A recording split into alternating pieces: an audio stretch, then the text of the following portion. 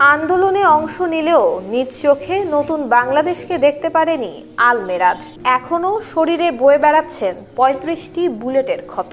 বৈষম্য বিরোধী ছাত্র আন্দোলনে গিয়ে পুলিশের গুলিতে দু চোখের আলো নিভে যেতে বসেছে মেরাজের। গত ১৯ জুলাই কমপ্লিট শাটডাউন কর্মসূচি চলাকালে নয়াপল্টন মোড়ে মিছিলে অংশ নিলে পুলিশের কাঁদানে গ্যাস এবং ছড়রা গুলিতে মারাত্মকভাবে আহত হন মেরাজ। পরবর্তীতে তাকে জাতীয় চক্ষু বিজ্ঞান ইনস্টিটিউট হাসপাতালে ভর্তি করা হলে তার চোখ থেকে বের করা হয় বেশ কয়েকটি বুলেট। বৈষম্য বিরোধী ছাত্র আন্দোলনে অবস্থান করি, ফকিরাপুল আমরা অবস্থান নিই। দীর্ঘ 2 থেকে 3 ঘন্টা ওখানে 2 ঘন্টা অবস্থান করার পরেই পুলিশ গুলি চালায় এবং পুলিশের সাথে আমরা সংঘর্ষ শুরু করে দিই। তখন পুলিশ পল্টন থানার সামনে থেকে আমাদেরকে গুলি চালায় এবং গুলিতে আমার সমস্ত শরীর সহ 40 থেকে 50টা বুলেট লাগে এবং 2 চোখেই আমার বুলেট লাগে। বাম চোখের একেবারে কোনায়, অল্পের জন্য ভিতরে ঢুকে নেয় একেবারে কোনায়, এবং ডান চোখে ভিতরে ঢুকে যায়। সাথে সাথে আমি বলি আমি দেখতে পারছি না।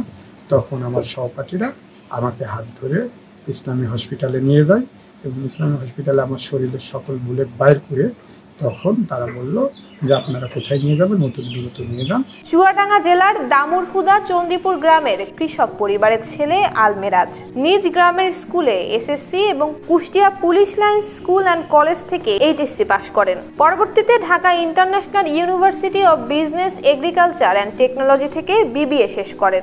একই বিশ্ববিদ্যালয়ে ভর্তি হয়েছিলেন এমবিএতে। সে অত্যন্ত মেধাবী একজন ছাত্র। ইউনিভার্সিটিতে পড়া অবস্থায় পেটুয়া বাহিনী পুলিশ দ্বারা গুলিবিদ্ধ হয়ে তার সমস্ত শরীর ঝাঁঝরা হয়ে যায় এবং 2টা চোখে গুলি লাগে। তাকে অচিরেই বাহিরের দেশে কোনো দেশে নিয়ে যে উন্নত চিকিৎসা দিয়ে তার চোখ দুটোকে অন্ধত্বের হাত থেকে রক্ষা করার জন্য রাষ্ট্র এবং সরকারের কাছে আমরা বিনীতভাবে অনুরোধ জানাচ্ছি। আমরা গ্রামবাসীর পক্ষ থেকে তার চোখ দুটা অন্ধের পথে চলে যাচ্ছে, সরকার যেন তার সাহায্য সহযোগিতার হাত বাড়ায়। মেরাজ জানান, অসুস্থ অবস্থায় গত 5 আগস্ট 2 চোখে অসহনীয় যন্ত্রণা নিয়ে নিজ গ্রামে পালিয়ে যান তিনি। আন্দোলনে অংশ নেওয়ায় মেরাজের গায়ে প্রায় 20 থেকে 25টি ছড়রা গুলি লেগেছিল। তবে চোখে গুলি লাগায় মেরাজের দৃষ্টিশক্তি ফিরে আসবে কিনা তা এখনো অনিশ্চিত। চোখে 2টো গুলি লেগেছে, একটা বাইর হয়েছে। আমরা বিভিন্ন ডাক্তারকে দেখিয়েছি, ডাক্তাররা বলেছে গুলি বাইর করা যাবে, কিন্তু সে আর চোখে ভালো দেখতে পাবে না, ঝাপসা ঝাপসা সারা জীবনের মতো সে অন্ধ হয়ে যাবে।